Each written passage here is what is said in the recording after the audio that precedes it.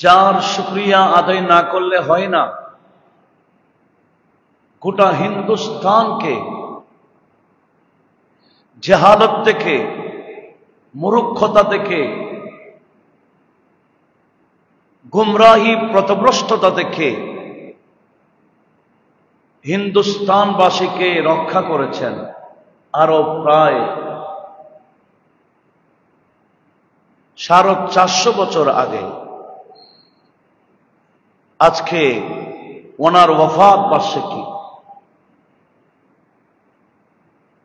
যার সম্বন্ধে আমরা কিছু জানবো ইনশাআল্লাহ আজকে। উনি হচ্ছেন ইমাম রব্বানী, কাইয়ুম জামানী, आलमे हुरूफे मुक़त्तिआत कुरआनी, महबूब सुबहानी, मुजद्दिदे अल्फसानी, हजरत शेख अहमद सरहिंदी फारूकी रहमतुल्लाह अलैह, जार जन्मटा হয়েছিল 971 হিজরি সন, এখন চলে 1447। 971 হিজরিতে ওনার জন্মটা হয়েছিল শুক্রবার, আর ইন্তেকাল হয়েছিল 1034 হিজরিতে সফর মাসের এই মাসের 28 তারিখ। যার কত মর্যাদা এটা কেউ বয়ান দিয়ে শেষ করতে পারবে না। আমরা জাস্ট ওনার রুহানি তাওয়াজ্জুহ, ওনার ফয়ুজাত হাসিল করার লক্ষ্যে আমরা ওনাকে স্মরণ করছি। ওনার জীবনীটা পুরো শিক্ষণীয়। ওনাকে পাঠিয়েছেন বাদশাহ আকবর যখন এই হিন্দুস্তানে গোমরাহি ছড়াচ্ছিল, দ্বীন-ই ইলাহি নামে ভ্যারাইটিস ধর্ম, সব ধর্ম থেকে পণ্ডিতগুলা নিয়ে আলাদা একটা ধর্ম করেছে, এটার নাম দ্বীন-ই ইলাহি। যেই ধর্মের কালিমা ছিল লা ইলাহা ইল্লাল্লাহ আকবর খলিফাতুল্লাহ। একটু বড় আওয়াজে বলি না নাউজুবিল্লাহ। এটা ছিল দ্বীন-ই ইলাহি, আর কি দ্বীন-ই ইলাহির কালিমা। ওই ধর্মে যারা গিয়েছিল এদের জন্য আলাদা মাবুদ থাকতো। আমাদের জন্য আমাদের উপাসনাগারের নাম কি? মসজিদ। আর দ্বীন-ই ইলাহির ওই ধর্মে যারা ঢুকবে তাদের উপাসনাগারের নাম মা'বাদ। সেজন্য তার রাষ্ট্রীয় দালানের পাশে মসজিদে ছিল, মা'বাদও ছিল। সে দ্বীন-ই ইলাহিকে কিয়ামত পর্যন্ত আর যাতে মাথা ছাড়াই উঠতে না পারে দাফন করে দিয়েছেন ইমাম রব্বানী ওনার ভেলায়েতের ক্ষমতায়। একটু জোরে বলুন না সুবহানাল্লাহ। তাহলে ওনার সম্বন্ধে জানার দরকার আছে না? অবশ্যই জানা। সেই ইমাম রব্বানী, ওনার ব্যাপারে আমার নবীজি হাদিসে পাকে ইরশাদ করেছেন। নবীজি একাধিক হাদিসে ওনার ব্যাপারে বাশারত দিয়েছেন, শুভ সংবাদ দিয়েছেন। যেমন কিতাব ও জামিউদ দুররের মধ্যে রয়েছে, এই যে কিতাব একটা দেখছেন, এটা 2 খণ্ডের একটা কিতাব। এটা প্রথম খণ্ড, রাউদাতুল কাইয়ুমিয়া। এই কিতাবেরও 40 পৃষ্ঠার মধ্যে হাদিসগুলো আসছে। প্রথম একটা হাদিস আমি আপনাদের সামনে উপস্থাপন করছি। হুজুর করিম সাল্লাল্লাহু আলাইহি ওয়াসাল্লাম ইরশাদ করেছেন, قال رسول الله, বড় করে বলুন সাল্লাল্লাহু আলাইহি ওয়াসাল্লাম, ইয়াবআসুল্লাহু রাজুলান আলা রাসি আহাদি আশারা মিয়াতা সানাতিন ওয়া হুয়া নূরুন আযীমুন ইসমুহু ইসমি বাইনা সালাতিনিল জাবিরিন ওয়া ইয়াদখুলুল জান্নাতা বিশাফাতিহি রিজালুল ওয়াফা। নবীজি বলেন, উম্মত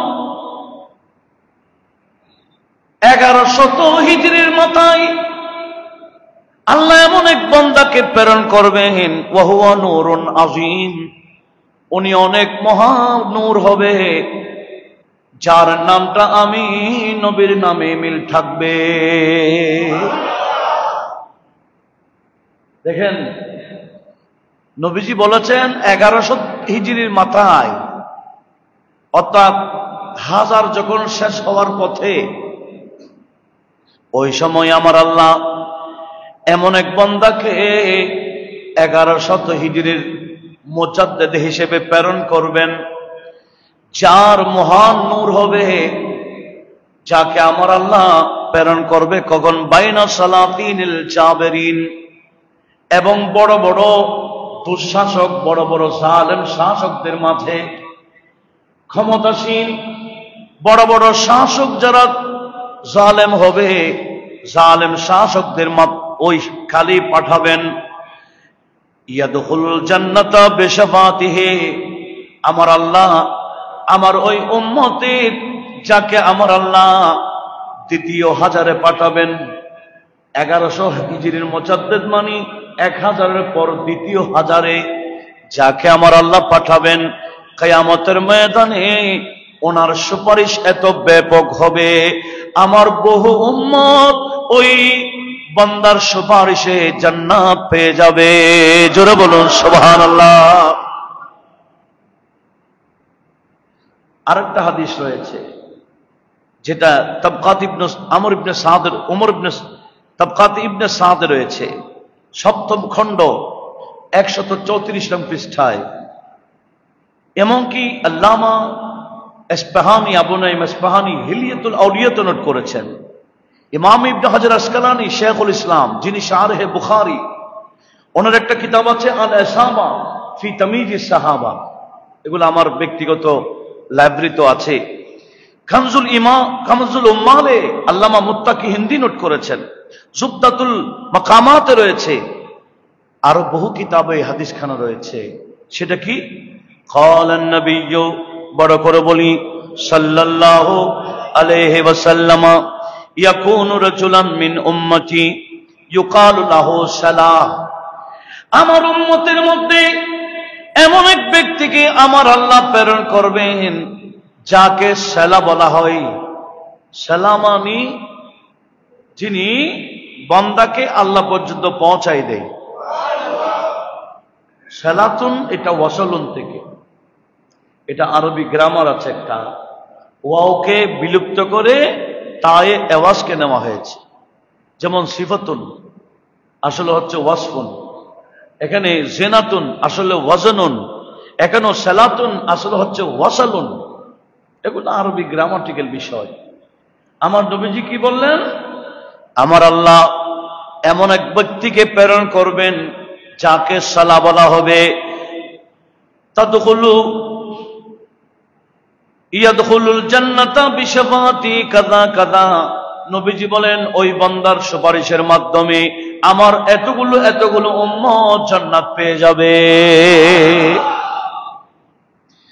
একটু হাদিসটা লক্ষ্য করুন, নবীজি বলছেন আমার উম্মতের মধ্যে একজন সালা হবে, যার কাছে আমার আল্লাহ ব্যাপক সুপারিশের ক্ষমতা দিবেন। তো ইমাম রাব্বানী, যার আমরা আজকে চর্চা করছি, উনি প্রায় সময় আল্লাহর দরবারে শুকরিয়া আদায় করতেন। কি বলতেন জানেন? আলহামদুলিল্লাহিল্লাযী জাআলানি সালাতান বাইনাল বাহরাইনে ওয়া মাসলাহা বাইনাল ফিয়াতাইন। একটু জোরে বলি না সুবহানাল্লাহ। উনি প্রায় সময় আল্লাহর কাছে শুকরিয়া আদায় করতেন, ও আল্লাহ তোমার শুকরিয়া, তুমি আমি ইমাম রাব্বানীকে সালা বানাইলা, উম্মতের মধ্যে সালা বানাই দিলা, এবং আমাকে মুসলিহ বানাই দিলা। যখন ফিতনা চলবে আল্লাহ তুমি আমার মাধ্যমে ইসলাহ করাই দিলা, সংশোধন করাই দিলা, আমাকে মুসলিহ হিসেবে পাঠাইলা, আমাকে মুজাদ্দিদ হিসেবে পাঠাইলা, আমাকে সালাহ হিসেবে পাঠাইলা। সেজন্য আমি তোমার দরবারে শুকরিয়া আদায় করছি। জোরে বলুন সুবহানাল্লাহ। নবীজি বলছেন কি এক হাদিসে, তৃতীয় হাজারে আল্লাহ এমন এক ব্যক্তিকে পাঠাবেন যার নামটা আমার নামে হবে, যিনি ব্যাপক সুপারিশ করবেন। আরেক হাদিসে কি বলছেন, আল্লাহ এমন এক ব্যক্তিকে পাঠাবেন যাকে বলা হবে সেলা, ওই সেলার মাধ্যমে আমার অগণিত উম্মত জান্নাতে যেতে পারবে। সেজন্য ইমামে রাব্বানি শুধু মুজাদ্দিদ না, আমরা তো গত জুমা তো শুনেছি প্রতি 1000 বছরের 100 বছরের মাথায় মাথায় যে রাওয়ায়াতটা আবু দাউদ শরীফে রয়েছে, মিশকাতের মধ্যে 36 নং পৃষ্ঠাতে রয়েছে, আমার নবীজি বলেছেন কি, ইন্নাল্লাহা ইয়াবাসু লিহাযিহিল উম্মাহ আলা রাসি কুল্লি মিয়াতি সানাতিন মান ইউজাদ্দিদ লাহা দীনাহা। 100 বছরের মাথায় মাথায় আল্লাহ এমন এক ব্যক্তিকে প্রেরণ করেন যিনি দ্বীনকে, ধর্মের মধ্যে কুসংস্কার চললে এগুলাকে সংশোধন করে সংস্কার করবেন। জোরে বলুন সুবহানাল্লাহ।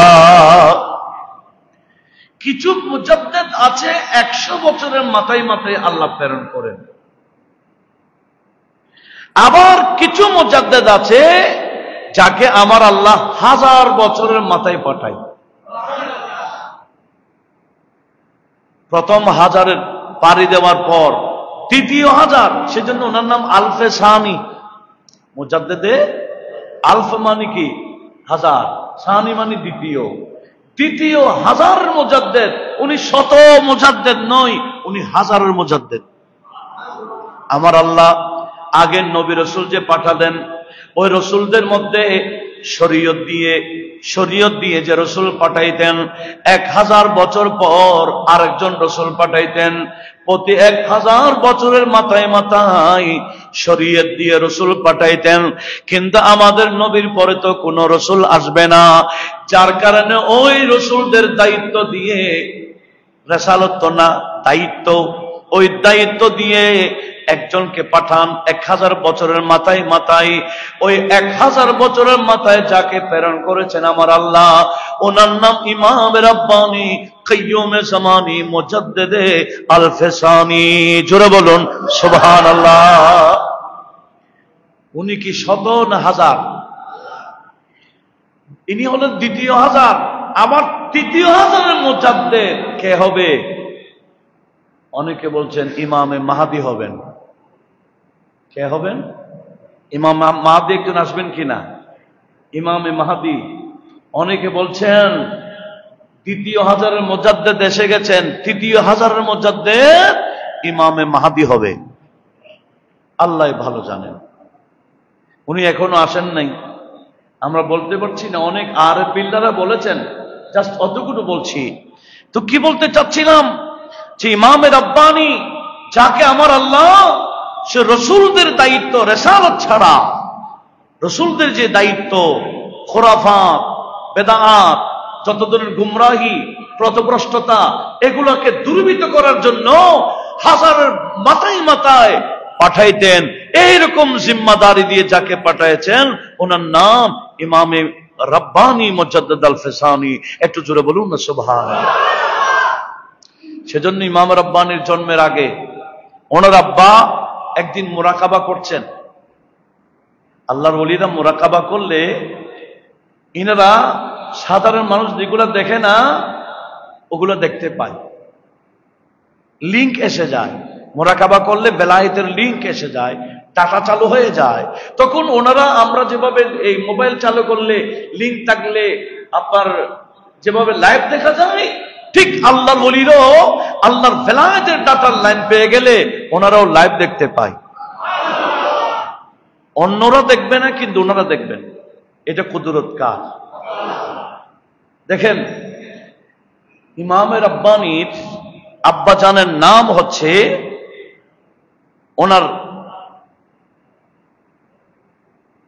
ওনার আব্বা নাম আব্দুল ওয়াহিদ রাহমাতুল্লাহ, আব্দুল আহাদ, যাকে আব্দুল আহাদকে মখজুম হিসেবে, শাহে মখজুম, উনি মখদুম শাহ হিসেবে প্রসিদ্ধ ছিলেন। উনিও বড় মাপের আলেম ছিলেন। উনি একদিন স্বপ্ন দেখতেছেন আপনার মোরাকাবার মাধ্যমে দেখতেছেন গোটা জমিনের মধ্যে শুকরে, বানরে, অন্ধকারে ছেয়ে গেছে। আল্লাহর জমিনের মধ্যে বানর, শুকর অন্ধকারে ছেয়ে গেছে। হঠাৎ করে দেখতেছেন আকাশ থেকে একটা নূর এসে সবগুলাকে জ্বালিয়ে ফেলেছে। বানর, শুকর সব জ্বালিয়ে ফেলেছে, এমনকি অন্ধকার চলে গেছে, গোটা দুনিয়া আলোকিত হয়ে গেছে। তখন ওনাকে বুজুর্গরা বলেছেন, এই আব্দুল ওয়াহাব, এই মখদুম শাহ, শুনেন, আল্লাহ আপনার ওরসে এমন এক ব্যক্তিকে প্রেরণ করতে যাচ্ছেন, যেই ব্যক্তি এই জমিনের মধ্যে খোরাফাত থেকে, এই জমিন থেকে নাস্তিকতা, অশ্লীলতা, বেহায়াপনা যত আছে সব কিছুকে দূরীভূত করে ইসলামী আলো ছড়িয়ে দেবেন। আল্লাহ তোমার বংশে এরকম একজন ছেলে পাঠাচ্ছেন। একটু জোরে বলুন না সুবহানাল্লাহ। আমি বেশ কয়েক জমা আগেও আপনাদেরকে শুনিয়েছিলাম যে হুজুর গৌসুল আজম মোরাকাবার মাধ্যমে একটা নূর দেখেছিলেন। ওই নূরটা হচ্ছে কার? ইমামে রাব্বানীর। একটু জোরে বলি না সুবহানাল্লাহ। আল্লাহ ওনাকে এত ক্ষমতা দিয়েছেন, যার ক্ষমতার সামনে বাদশাহ আকবর তার রাজত্বের ক্ষমতা দেখাইতে পারে নাই। ওনার ছেলে বাদশাহ সেলিম জাহাঙ্গীর, সেও রাজত্ব ক্ষমতা দেখাইতে পারে নাই, রাষ্ট্রীয় ক্ষমতা দেখাইতে পারে নাই। কেন? আল্লাহর ওলিদের বেলায়েতের সামনে রাষ্ট্রীয় ক্ষমতা কিছুই না। আপনারা জানেন, একদিন এদিকে সেলিম জাহাঙ্গীর আছে, তাদের রাষ্ট্রীয় প্রাসাদে সামনে বলেছিলাম আকবর মসজিদ বানাইছিল একটা, মাহবত বানাইলো একটা, যার কাছে যেখানে ইচ্ছে সেখানে ঢুকতো। মুসলমানরা মসজিদে ঢুকতো আর দ্বীনে ইলাহিয়ার অনুসারীরা মাহবতে ঢুকতো।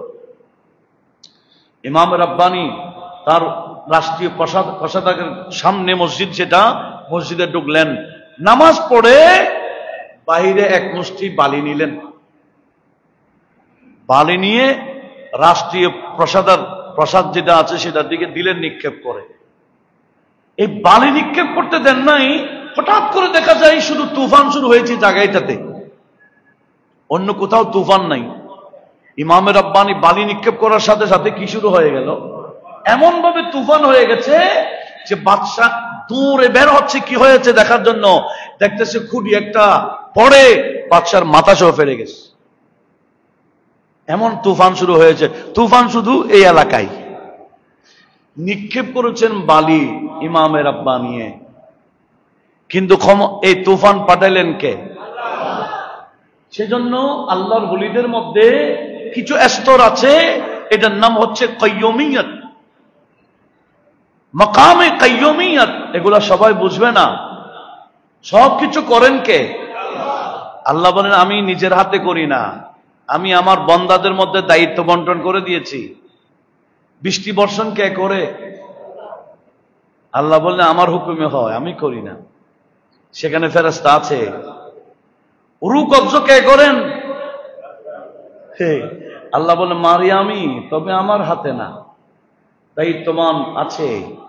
রূহ দেওয়ার জন্য দায়িত্ববান আছে, রূহ নেওয়ার জন্য দায়িত্ববান আছে। সব কিছুর এই দায়িত্ব যাদেরকে দেওয়া হয় এদেরকে বলা হয় মুদাব্বির। আমার আল্লাহ কোরআন শরীফের মধ্যে কসম করেছেন, শপথ নিয়েছেন ওই সমস্ত বান্দাদের, ফাল মুদাব্বিরাতি আমরা বলে। একটু জোরে বলুন না সুবহানাল্লাহ। এই যারা তাদবিরাত করেন ফেরেশতাদের মধ্যেও আছে, আবার কিছু বান্দা ওলিউল্লাহদের মধ্যেও আছে। এগুলা গোপন দায়িত্ব। গোপন দায়িত্ব কে দেয়? কোন ওলিকে কি দায়িত্ব দিয়েছেন আমরা তো জানি না, কিন্তু দায়িত্ব প্রাপ্ত। শুনেন, এটা ইমামে তাবরানী হাদিস নোট করেছেন। ইন্নাল্লাহ, আমার নবীজি বলেন, আব্দুল্লাহ ইবনে উমর থেকে হাদিসটা বর্ণিত, ইন্নাল্লাহ ইদা আরাদা আবদান, আমার আল্লাহ কোন বান্দাকে যখন ইদা আরাদা বি আবদিন খায়রা, কোন বান্দার ব্যাপারে যখন কল্যাণ কামনা করে, জালাহু, আমার আল্লাহ ওই বান্দাকে বানাই অন্য রাওয়ায়াতে আছে সাইয়ারাহু, আমার আল্লাহ একই কথা বানাই, একই বানায় এমন আল্লাহ, আমার আল্লাহ ইস্তামালাহু, আরেক বর্ণনায় আছে আমার আল্লাহ তাকে নিয়োগ দেই। দেখেন অনেকগুলো বর্ণনা আছে একই অর্থে। এক বর্ণনায় আছে আমার আল্লাহ বানাই, আরেক বর্ণনায় আছে আমার আল্লাহ তাকে নিয়োগ দেই। কিসের জন্য? বেকাজায়ে হাওয়ায়ে জিন্নাস, আমার আল্লাহ একে জিম্মাদারি দিয়ে দায়িত্ব দেয় বান্দাদের প্রয়োজন মিটাবার জন্য। বান্দাদের সমস্যা মিটাবার জন্য কিছু বান্দাকে আমার আল্লাহ কি দেয়? দায়িত্ব দেয়, আমেল বানায়, নিয়োগ দেয়। ওই নিয়োগের মধ্যে অফিস, এটা কোথায়? হ্যাঁ, জায়গায় জায়গায় অফিস আছে, কিন্তু আমরা দেখি না। এগুলো সব বাতিনি হিসেব। আল্লাহর ওলিদের ক্ষমতা আসলে কেউ দেখে না। আল্লাহ সবাইকে এই বিষয়গুলো বোঝার তৌফিক দিক, আমিন বলেন। অনেকে বাতিল বিশ্বাস করে না বিদায় এগুলা বিশ্বাস করে না। অথচ কোরআন শরীফের শুরুতে আছে হুদাল লিন-নাস, কোরআন এটা হেদায়েত করবে। হুদাল লিল মুত্তাকিন বলেছেন, এই কোরআন হেদায়েত করবে মুত্তাকিকে। মুত্তাকি কারা? বলে অনেক কিছু দেখে না এরপরই ঈমান আনে। মুত্তাকি কারা? আল্লাযীনা ইউমিনুনা বিল গায়ব। কেন কোরআন শরীফের শুরু না এগুলা? আলিফ লাম মিম যালিকাল কিতাব লা রাইবা ফি হুদাল লিল মুত্তাকিন। তারপরে কি? আল্লাযীনা ইউমিনুনা বিল গায়ব। এই কোরআন হেদায়েত দেবে মুত্তাকি বান্দাকে। তো মুত্তাকি কারা? বলে যারা না দেখলেও বিশ্বাস করে। আল্লাহর ওলিদের ক্ষমতা দেখা যায় না, আমরা কিন্তু বিশ্বাস, একটু জোরে বলি না, করি কি না? যারা বিশ্বাস করেন, এটা মূলত কুদরত আল্লাহ। আমার আল্লাহ ক্ষমতা ইনাদেরকে দিয়েছেন। ইনারা ক্ষমতা এমনি পায় নাই, অনেক ইবাদত বন্দেগী করে আল্লাহকে রাজি করার মাধ্যমে পেয়েছে। এই ক্ষমতা যাকে তাকে আমার আল্লাহ দেয় না। যে ইমামে রাব্বানির কথা বলতেছিলাম, ইনার ঠিক আমার আল্লাহ কি ক্ষমতা দিলেন দেখেন। এক মুষ্টি বালি মেরে দিয়েছে, তুফান সৃষ্টি করাই দিলেন। অন্য জায়গায় তুফান নাই, তুফান শুধু এই জায়গায় চলছে। পরিশেষে দেখতেছে ওনার সাথে ওনাকে জেলখানায় দেওয়া হয়েছিল ইমাম রাব্বানিকে। কিন্তু দেখা যায় জেলখানায় তো বড় ছিল চোর, ডাকাত, যত ধরনের খারাপ মানুষ সবগুলাকে দিয়ে জেলখানা ভরপুর করেছিল। আর যখন ওই জেলখানায় ইমামে রাব্বানিকে ঢুকাই দিল, জেলখানার মধ্যে চোর একজনও নাই, ডাকাত একজনও নাই। উনি যখন সুহবত দিলেন, সব ডাকাত চোরকে ওলি বানাই দিয়েছেন। তালিম দিতে দিতে, আমল করাইতে করাইতে কি বানাই দিলেন? ওনার নেগাহ কারমে ওলি হয়ে গেছে সমস্ত জেলখানাবাসী। ইনি সাধারণ কোনো ওলি না। হযরত আজকে যার উরস চলছে ইমাম রাব্বানি, উনি ওনার পীর মুর্শিদের মাজার হচ্ছে দিল্লি। যারা গিয়েছেন, ভবিষ্যতে গেল আপনারা যাবেন ওনার মাজারে। নিউ দিল্লির যে রেল স্টেশন আছে, নিউ দিল্লি রেল স্টেশন থেকে একটু উত্তর সাইড হবে মনে হয়, এটা পাহাড়গঞ্জ এলাকা। পাহাড়গঞ্জ এলাকায় নবী করিম রোড, সেখানে একটা বিশাল কবরস্থান আছে। সে কবরস্থানের ভিতরে একজন বড় একজন আল্লাহর ওলির মাজার আছে। ইনার নাম খাজা বাকি বিল্লাহ রহমতুল্লাহ আলাইহি। ওনাকে খাজায়ে বেরং বলা হয়। ও খাজায়ে বেরং বাকি বিল্লাহ রহমতুল্লাহ আলাইহি, উনি হচ্ছেন ইমামে রাব্বানির পীর মুর্শিদ। বাকি বিল্লাহ মানে বুঝেন তো, ওনার নাম বাকি বিল্লাহ না। উনি বাকি বিল্লাহ কেমনে হলেন? আল্লাহর ভিতরে ফানা হয়ে বাঁকা হয়ে গেছেন। উনি বাকি বিল্লাহ এমনি হয় নাই, রিয়াজত করতে করতে ফানা হতে হতে। আমরা জানি এগুলো বেলায়েতের চর্চা যারা করে এরা জানে, বেলায়েতের জগতের প্রথম স্তর হচ্ছে তাওয়াজুদ। তাওয়াজুদ পারি দিলে এর হয় ওয়াজদ, যেটা কলবে খবর হয়। ওয়াজদ পারি দিলে এটার নাম উজুদ। উজুদের পর এটার নাম কবস। কবসের পরে আর স্টেজ উঠলে এটার নাম বাস্ত। বাস্তের উপরে উঠলে এটার নাম ফানা। মাকামে ফানায় চলে গেলে ওই বান্দা নিজের অস্তিত্ব নিজেকে রাখতে পারে না, আল্লাহর ভিতরে ফানা হয়ে যায়। ফানা যখন হয়ে যায়, ইনাদের জিসমে লতিফ হয়ে যায়। জিসমে লতিফ হয়ে গেলে ওই বান্দারা এট এ টাইম বহু জায়গায় থাকতে পারে। কুদরত কার? এটা এমনে নয়, এগুলো রিয়াজতের মাধ্যমে, ইবাদতের মাধ্যমে। শুধু ফরজ নামাজ না, ফরজ ওয়াজিব এগুলো তো ডিউটি, এগুলো তো করতেই হবে। আল্লাহর ওলিরা ওলি হয় ওভার টাইমের মাধ্যমে, ওভার টাইম মানে ব্যাপক নফল ইবাদতের মাধ্যমে। একটু জোরে বলুন না সুবহানাল্লাহ। যে ইমামে রাব্বানী ওনার পীর মুর্শিদের কথা বলছিলাম, উনি একদিন স্বপ্ন দেখতেছে যে একটা টিয়া পাখি এসে ওনার হাতে বসছে। টিয়া পাখি, উনি বলেন কি, উনি যে জায়গায় থাকতেন ওখানে টিয়া পাখি নেই। মানুষ বললেন, কিরে টিয়া পাখি যেটা আমাদের এলাকার না, তুতা যেটাকে আমরা বলি, এটা তো আমাদের এলাকার পাখি না।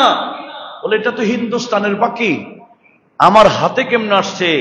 তখন ওনার পীর মুর্শিদ ওনাকে বললেন, বাবা একজন টিয়া, একটা তুতা, তোমার হিন্দুস্তানে একটা তুতা তোমার হাতে বায়াত গ্রহণ করবেন। ঠিকই পরবর্তী তুতাকে পেলেন ইমাম রাব্বানী মুজাদ্দিদ আল ফেসানি। ওনাকেই দেখেছিলেন যে হিন্দুস্তানের টিয়া, হিন্দুস্তানের তোতা পাখি বান ইমাম রাব্বানী সেই খাজা বাকি বিল্লাহ রহমতুল্লাহ আলাইহির হাতে বায়াত গ্রহণ করেছিলেন। খাজা বাকি বিল্লাহ মানি ইনি সাধারণ না। একজন ওনাকে জিজ্ঞেস করেছেন, হুজুর বাকা বিল্লাহ মানে কি? বলে বাকা বিল্লাহ মানে কি এটা আমি তোমাকে এখন বুঝাইতে পারবো না। আমি মারা গেলে আমার জানাজা পড়াবার জন্য একজন ব্যক্তি আসবে, ওনার থেকে জিজ্ঞেস করিও। বলে ফানাফি শেখ বুঝি, ফানাফির রসুল বুঝি, ফানাফিল্লাহ বুঝলাম, বাকাবিল্লাহ মানে কি? বলে বাকাবিল্লাহ আমার জানাজা যিনি পড়াবেন ওনার থেকে জিজ্ঞেস করিও। খাজা বাকিবিল্লাহ যেদিন মারা গেছেন, সবাই উনি ওসিয়ত করেছেন জানাজা আমারটা কেউ পড়াবে না, আসবে পড়ানেওয়ালা। সবাই অপেক্ষায় ছিলেন। দেখলেন ঘোড়ায় করে একজন ব্যক্তি নামলেন, এসে জানাজা পড়ালেন, আবার চলে যাচ্ছেন। ওই প্রশ্নকারী অনেক বছর আগে প্রশ্ন করেছিলেন, উনি দৌড়ে গিয়ে বললেন, হুজুর একটু দাঁড়ান। দাঁড়ান যখন করলেন, এতক্ষণ উনি খুব ঘুমটার মতো ছিল, উনি চেহারা প্রকাশ করলেন, দেখলেন হ্যাঁ রে ইনি তো খাজা বাকিবিল্লাহ। বলে তুমি আমাকে প্রশ্ন করেছিলা, আমি মারা গেছি কিন্তু ফানা হইনি। আমার মতটা মতে ফানি না, আমার মতটা মতে আনি, কিছুক্ষণের জন্য মত, এটার নাম বাকাবিল্লাহ। একটু বড় আওয়াজে বলি, আল্লাহর ওলিদের মাকাম বোঝা অনেক কঠিন। আরে উনি এত বেশি পাওয়ারফুল ছিলেন খাজা বাকিবিল্লাহ। একদিন ওনার এলাকা, ওনার ঘরের মধ্যে রাতের গভীরে মেহমান আসছে। ওনার যেগুলা রুটি পাকাইতেন, তরকারি বাবরসি যেটাকে আমরা বলি, এনারা বলতেন নান ভাই। নান ভাই সবগুলোকে খাবাইয়ে দাবাইয়ে ঘুমাই গেছেন। এখন ওনার দরবারে মেহমান আসছে, রাতের গভীরে হলে তো মেহমানদারিতে করতে হবে। খাজা বাকিবিল্লাহ নান ভাইয়ের কামরায় গেলেন, দরজা আঘাত করলেন, ঘুম থেকে উঠে গেছে। হুজুর, বলে আমার কিছু মেহমান আসছে, যদি তুমি কষ্ট করতে একটু। বলে বসছি হুজুর, আপনি যান, আমি কথা বলেন, আমি রুটি পাকাই নিয়ে আসছি। নান ভাই রাতের গভীরে ঘুম থেকে উঠে মেহমানদারি করার জন্য রুটি পাকাইয়ে তরকারি গরম করে উপস্থাপন করলেন। মেহমান খুশি হয়ে চলে গেলেন। এখন নান ভাইকে খাজা বাকিবিল্লাহ ডেকে বলছে, এই তুমি তো আমাকে খুশি করেছ, এখন আমি তোমাকে খুশি করতে চাই। তুমি আমার মেহমানকে মেহমান নামাজি করে আমাকে খুশি করেছ, এখন আমি তোমাকে খুশি করতে চাই, তুমি কি চাও বলো। ও নান ভাইয়ের মুখ দিয়ে বলেছেন, হুজুর মুঝে আপ জেসে বানা দিজিয়ে। বলেছেন কি, আমাকে আপনার মতো বানাই দেন, মানে এরকম পাওয়ারফুল দেন। উনি বলতে বলেছেন মুঝে আপ জেসা বানা দিজিয়ে, আপনার মতো বানাই দেন। এরকম যখন বললাম, খাজা বাকিবিল্লাহ একটা তাওয়াজ্জু দিলেন, এটার নাম ফয়েজে ইত্তেহাদি। এটা বেলায়েতের জগতে এটার নাম ফয়েজে ইত্তেহাদি। ফয়েজে ইত্তেহাদি যখন দিলেন, সাথে সাথে খাজা বাকিবিল্লাহর ফয়েজ পেতেই নান ভাইয়ের চেহারা সহ ওনার মতো হয়ে গেছে। ফজরের নামাজে যখন আসছেন, মানুষ বুঝতে পারছেন না খাজা বাকিবিল্লাহ কোনটা, নান ভাই কোনটা। এই ঘটনার পরে নান ভাই বেশি দিন আর থাকতে পারে না, ইন্তেকাল করেছেন। কারণ ফয়েজ তো আল্লাহর ওলিদের ফয়েজ বড় কঠিন, বড় শক্তিশালী, বড় পাওয়ারফুল, সবাই বরদাস্ত করতে পারে না। আল্লাহ আমাদের এই বিষয়গুলো বোঝার তৌফিক দিক, একটু বলি না আমিন। এই খাজা হযরত আল্লামা খাজা বাকিবিল্লাহ উনি হচ্ছেন ইমাম রাব্বানীর পীর মুর্শিদ। ইমামে রব্বানি মানি ওনার দরবারে গিয়ে দেখবেন এক জায়গায় আমি ওই খুব ছোটকালে ওনার দরবারে গিয়ে দেখতাম। ছোটকালে একবার রমজান শরীফে গেলাম, তখন আমি তখন ইন্টার পাস ধরেন, ইন্টারে পড়ি বা ইন্টারের পরে এরকম। তখন ওনার বংশীয় একজন আওলাদ হযরত ইয়াহিয়া মুজাদ্দিদি জীবিত ছিলেন। তো আমরা তো কিছু চিনি না, আমরা রিকোয়েস্ট করলাম যে এখানে কি আছে আমাদেরকে একটু বলুন। তখন ইনি আমাদেরকে হাত ধরে বলছেন, বাবা দেখো ইহাম মাকামে নওয়াফল লিখা হয়, একটা জায়গা আছে যেখানে মাকামে নওয়াফল লেখা আছে, মানে নফলের স্থান, অথচ মসজিদ আছে, মসজিদের ঠিক লাগানো। আমরা বললাম হুজুর ये मस्जिद है, अलग तौर पर यहाँ मकाम नवाफल क्यों लिखा? এটা তো মসজিদ আছে, এখানে নফল তো পড়া যায়, এখানে মাকামে নওয়াফল কেন লেখা হয়েছে? এটা ইমামে রব্বানির মাজারের সাথে যে মসজিদ, এই মসজিদের কথা বলছি। তখন ইয়াহিয়া মুজাদ্দিদি বলছেন, বাবা ये मामूली जगह नहीं, यहाँ हजरत अल्लामा मुजद्दिद हुजूर मुराकाबा कर रहे थे, अचानक खाने काबा यहाँ तशरीफ लाए थे। এটা এমন জায়গা যেখানে খানে কাবা নিজেই তশরিফ এনেছেন। খানে কাবা এমনি আসে নাই, আমাদের হাত ধরে ইমাম রব্বানির রওজা শরীফের পশ্চিম পাশে একটা দেখলাম টব আছে, বলছেন यहाँ से पानी पी लो, ये मामूली पानी नहीं, ये जमजम का पानी है। খানে কাবা জমজমের লাইনও নিয়ে আসছে, এই কথা কি সবাই বিশ্বাস করবে? সবাই করবে না। এটা পাঠিয়েছেন কে? তবে মনে রাখবেন, খানে কাবা মানি যার দরবারে, আল্লাহর ওলিদের দরবারে খানে কাবা আসে। এই বিষয়ে আশরাফ আলী থানভী সাহেবকে তো সবাই মানে। থানভী সাহেবের কাছে ছাত্ররা পড়ছিলেন,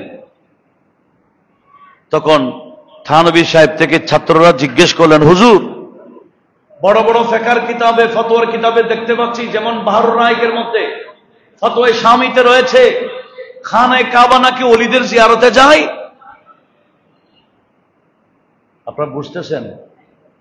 খানে কাবা ওলিদের জিয়ারতে যায়, এটা ফিকহের কিতাবে আছে, ফতোয়ার কিতাবে আছে, ফতোয়ায়ে শামিতে আছে।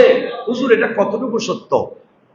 জিজ্ঞেস করছে আশরাফ আলী থানভী সাহেব থেকে। তখন থানভী সাহেব বলছেন, কেন তোমরা জানো না হযরত রাবিয়া বসরি বসরা থেকে বের হয়েছিলেন, আর আমার আল্লাহ খানে কাবাকে পাঠিয়ে দিয়েছেন রাবিয়া বসরিকে বাড়ি আনার জন্য।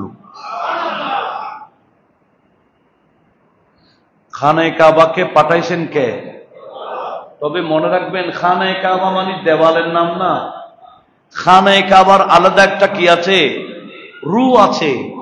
খানে কাবার মধ্যে চক্ষু আছে, খানে কাবার হাত আছে, খানে কাবার জুবান আছে।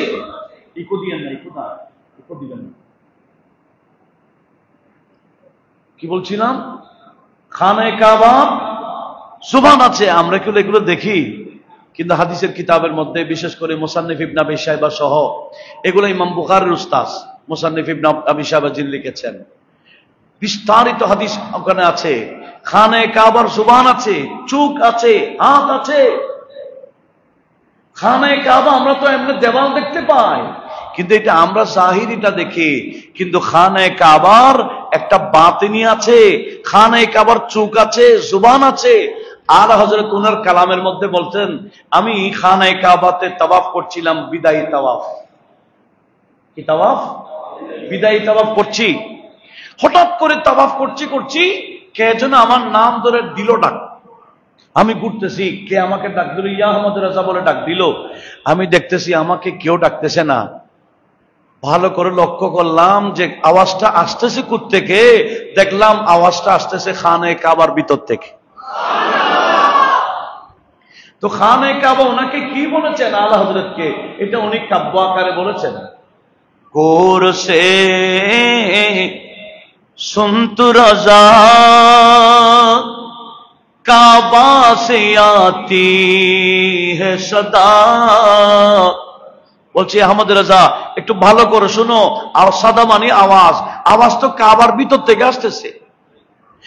গৌর সে সুতরজা काबा से आती है सदा,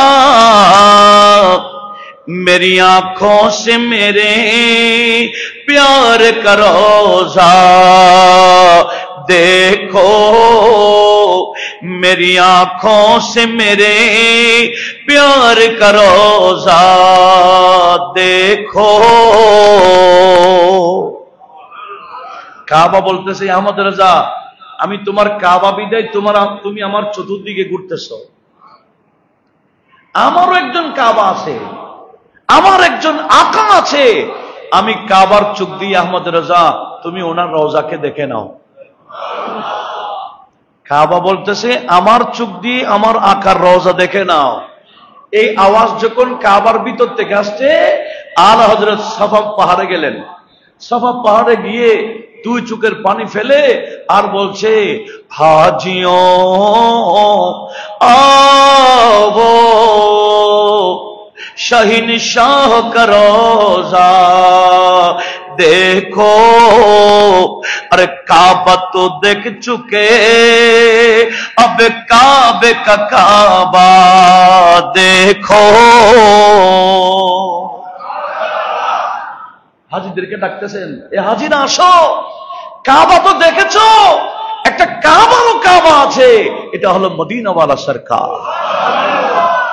হাজিও आवो শাহিন শাহ का रोजा देखो, अरे काबा तो देख चुके अब काबे का काबा देखो।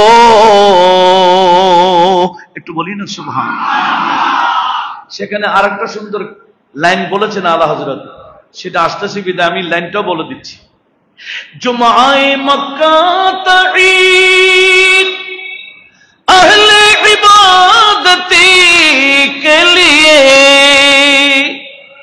जुमाए मक्का तईद अहले इबादती के लिए, अरे मुजरिमों आवो यहाँ ईद दुशंबा देखो। একটু জোরে বলি না সুবহানাল্লাহ। আজকে ঈদের দিন, জুমার দিন মানে কি? আমার নবী বলেন ইয়মুল জুমাতি ইয়মু ঈদিন, জুমার দিন। আলা হযরত বলেন जुमाए मक्का तो ईद अहले इबादत के लिए, मक्का शरीफे की जुमा पड़ा এটা তো ইবাদতের, যারা ইবাদতকারী এদের জন্য ঈদ। এই যারা গুনাহগার, এই গুনাহগাররা আসো আসো, তোমাদের ঈদ হলো ঈদে দুশম্বা। দুশম্বা মানে সোমবার, সোমবারের ঈদ হচ্ছে গুনাহগারের ঈদ। সোমবারের ঈদ মানে কি? সোমবারের ঈদ মানে আরে সোমবার ঈদ মানে ঈদে মিলাদুন নবী। সোমবার মানে কি? মিলাদের দিনারই। সোমবার কোন দিন? মিলাদের ঈদ। আলা হযরত বলেন মিলাদের ঈদ গুনাহগারের ঈদ। কেন? এই ঈদ পালন করলে গুনাহগারের গুনাহ আমার আল্লাহ মোচন করে দিবে। আল্লাহ আমাদের সবাইকে এদিকে লক্ষ্য রাখার তৌফিক দান। খানে কাবার মধ্যে আলাদা কি আছে? রু আছে, আমরা দেখি না। তো আমরা দেখিনি, এটা আমাদের দুর্বলতা। খানে কাবার যেটা আলাদা রু আছে, সেটা নিয়ে আল্লাহর ওলিদের জিয়ারতে যায়। কার জিয়ারতে আসলি বলছেন? ইমামে রব্বানির দরবারে খানে কাবা চলে আসছিল। ইনি মামুলি না, জমজমের লাইন সহ নিয়ে আসছে। ওই ইমামে রব্বানির দরবারে গেলে মানুষ গ্লাস নিয়ে যায়, বোতল নিয়ে যায় ওই জমজমের পানি আনার জন্য। আপনি যদি বলেন কোন পাইপ দিয়ে আসছে, কই কোনো পাইপ টাইপ তো নাই, এটা ওয়াসার পানি নয় যে পাইপ লাগবে, এটা জমজমের লাইন, এটা আল্লাহর কুদরতি লাইন। আল্লাহর কুদরতি ব্যবস্থাপনায়, আমার আল্লাহ কুদরতি ব্যবস্থাপনায় কাবা শরীফ থেকে এই পাঞ্জাবের সরহিন শরীফে জমজমের লাইন আমার আল্লাহ পাঠাইতে পারে কি পারে না? এটা কোন বান্দা এই লাইন দেয় নাই, লাইনটা কে দিয়েছেন? বিশ্বাস করলো আপনার, না করলো আপনার। আল্লাহ পাক এই বিষয়গুলো আমাদের সকলকে বোঝার তৌফিক দান করুন। ইমামে রব্বানি মানে যার যদি বয়ান দিতে গেলে অনেক সময় লাগবে। আমাদের এখানে জুমার টাইম ফিক্সড, আমরা নির্দিষ্ট টাইমে জুমা পড়ি ইনশাআল্লাহ। দেখেন একটা কথা বলি, উনি যিনি মারা গেলেন যখন গোসল করাচ্ছিলেন, ইমামে রব্বানিকে যখন মারা যাওয়ার পর গোসল করাচ্ছিলেন, এরকম মানুষ তো মারা গেলে হাত সোজা থাকে, কিন্তু ইমামে রব্বানি গোসল করার সময় মারা যাওয়ার পর নামাজে যেভাবে মানুষ দাঁড়ায়, ইমামে রব্বানি মারা যাওয়ার পরও উনি নাভির নিচে হাতের উপর হাত এরকম রেখে নামাজের মতো ছিলেন। এখন তো অনেকে হাত বাঁধে কোথায়? ইমামে রব্বানি হানফি ছিলেন, উনি মারা যাওয়ার পরেও ওনার হাতটা নাভির নিচে এরকম কফের উপর কফ, হাতের তালুর উপর হাতের তালু এইভাবে দিয়েছিলেন। এমনকি গোসল করার সময় যখন হাত একটু সরালেন আবার চলে আসছে। ইন্তেকালের পরও উনি নামাজের অবস্থায় ছিলেন। ওনার নাম ইমামে রব্বানি। ওনার বয়ান শেষ করা যাবে না। ইনার মাধ্যমে বাদশাহ এই আকবরের এই দ্বীনে ইলাহিকে আমার আল্লাহ দাফন করেছেন, শরীয়ত ইসলামিয়াকে কায়েম করেছেন। এদের দরবারের মধ্যে সিজদা দিয়ে ঢুকতে হয়, ইমামে রব্বানি সিজদা দেয় নাই। এমনকি সেলিম জাহাঙ্গীর পরশেষে যখন ইমামে রব্বানির বিষয়টা বুঝেছেন, ইমামে রব্বানিকে ডেকেছিলেন, তখন ইমামে রব্বানি ওনার কন্ডিশন ছাড়া ঢুকে নাই। বলে সেলিম জাহাঙ্গীরকে বলো আমার কিছু কন্ডিশন আছে, আমার কন্ডিশন যদি মেনে চলো আমি তার দরবারে যেতে পারি। 1 নম্বর, আমি কোন রাজাকে বাদশাকে সিজদা দিতে রাজি না, আমি সিজদা দিব কাকে?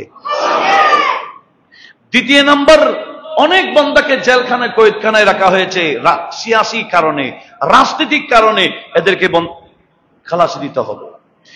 3 নম্বর, অনেক মসজিদকে ব্যঙ্গে মন্দির বানাইছে। একটা এলাকা কানকারঘাট, ওখানে একটা মন্দির দরগা ছিল, দরগার পারে মসজিদ ছিল। তো মসজিদ ব্যঙ্গে এরা মন্দির বানা দিছিল।